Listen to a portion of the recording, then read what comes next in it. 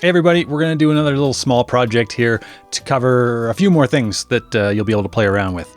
The Toy Store and Mecha Robot are two 3D models that I've uploaded. I've created a group called Toy Shop, and what I'd like to do is to create a hotspot on this robot, which is going to link to the full-size model of the robot, as well as show you a couple of cool things you can do with overlays.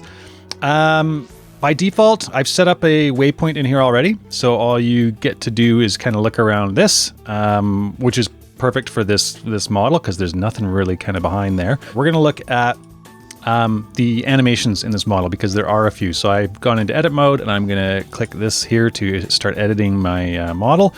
And you'll see there's animation preview that shows up here because there's animations in it. And you can check them out. This is the human animation. It's just an idle animation where this guy just kind of stands around and does his thing. And then there's this one, which is a little more in your face. We're not going to play with that one right now. But what I want is when this model loads, I want to have the idle animation going, just so there's a bit of movement going. And the way I can do that very easily is by opening up the actions panel here, creating a new action for the model animation.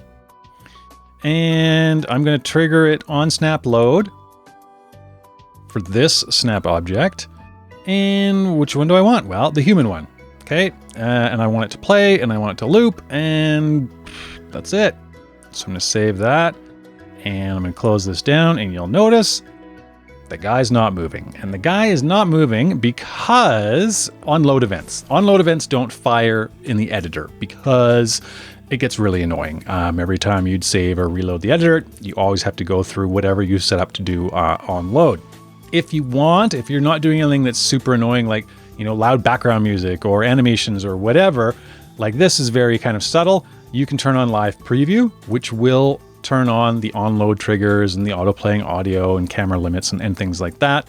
So now you can see that our guy is animating. The other thing you can do is to preview what it's actually going to look like. Open the preview window by clicking this button here, and it will open it in a new tab and show you exactly what it's going to look like when you send the link out to the public.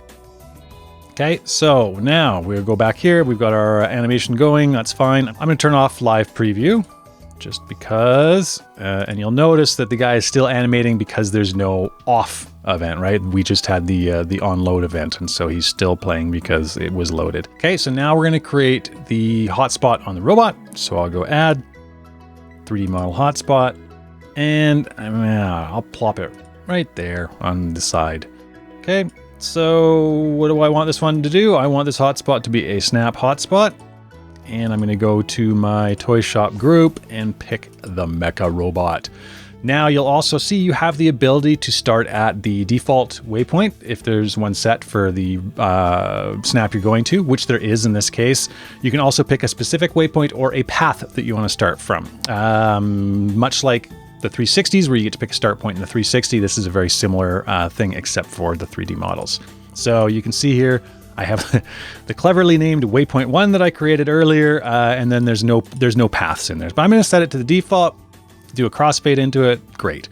Do I want to change the icon? Yeah, let's put the, I don't know, let's put the plus here because we're kind of zooming in on him. And then I'm going to have that named Mecha Robot so it shows up in our reporting later. And that's it. That's all I'm going to do for now.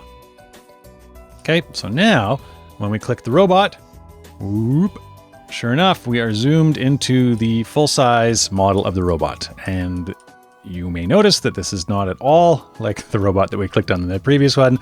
And that's because this is the models that we are dealt with from Sketchfab. So we will pretend that this robot is the same. Now, this robot also has some cool animations. So what I'm going to do is I'm going to open up the edit panel and I'm going to edit this robot as well and do the same thing we did previously. So here's his animation.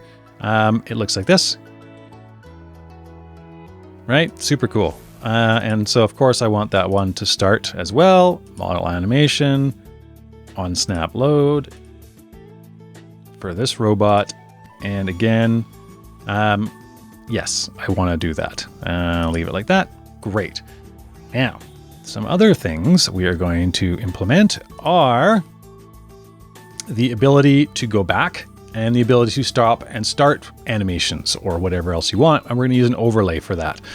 So first of all, I'm going to go into my overlays area here, and I've created one called Robot Overlay already. And it's got this check mark and the cross icon down there. I'm assuming that I was going to use those for starting and stopping the animation, but now we need a back button as well.